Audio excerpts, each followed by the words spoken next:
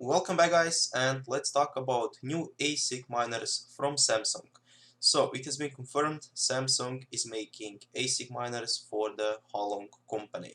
And the first miner they have been involved with is Halong Mining DragonMint T1. And this is a Bitcoin miner, and we are going to look at specifications a little later on. So the miner is based on a 10 nanometer process, so it is not some old technology. They actually did invest a lot of effort into making it, and of course if it would be 7 nanometers it would be even better, but at least something is happening in this market. At least Bitmain now has some kind of competition. Of course they had Baikal miners before, but Baikal just couldn't catch up with Bitmain. But now when Samsung entered the game, a lot of things might change in the future. And the thing that I hope will happen is that they will not just produce ASIC miners for big companies that cost thousands of dollars per piece. I hope that they will start producing some smaller size miners that might cost $100 or $200. That might be some small box factor that you can plug in your USB port or something like that, and that might mine a lot of different cryptocurrencies. So there is a lot of room to grow for Samsung in this sphere of mining, and hopefully they will see the full potential and invest even more money and even more engineers into developing new ASIC machines, so the Bitmain doesn't have more than 50% of the hashing power with just one single miner model on the Bitcoin network, on the Ethereum, on the Monero network, and a lot of different networks. So let's take a look at this DragonMint T1 miner. So it looks a lot like the S9 miner from the Bitmain, and it also has almost the same hash rate and almost the same power consumption.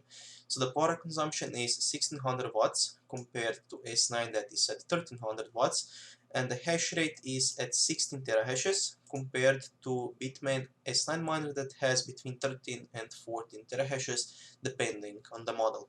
So this DragonMint miner uses just a little bit more electricity and gives you just a little bit more hash rate.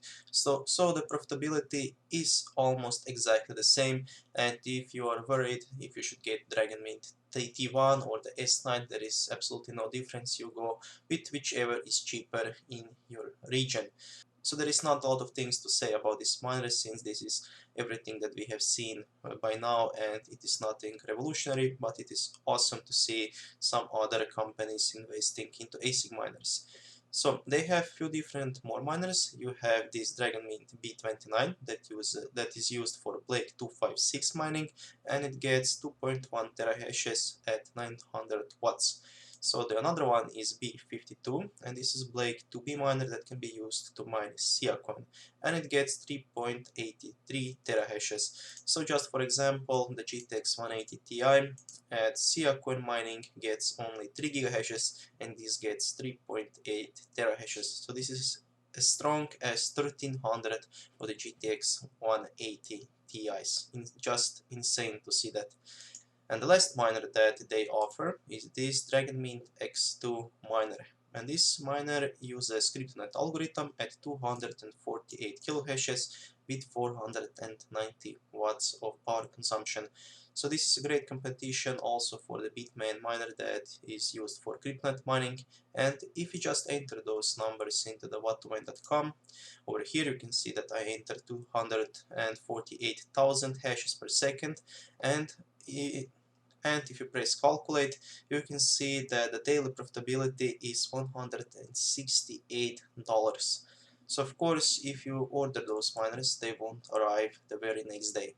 Most likely you'll have to wait for them for weeks, and if not even for months to arrive. And who knows what will happen with CryptoNet profitability in the next few months when a lot more people get those miners that they ordered from Bitmain.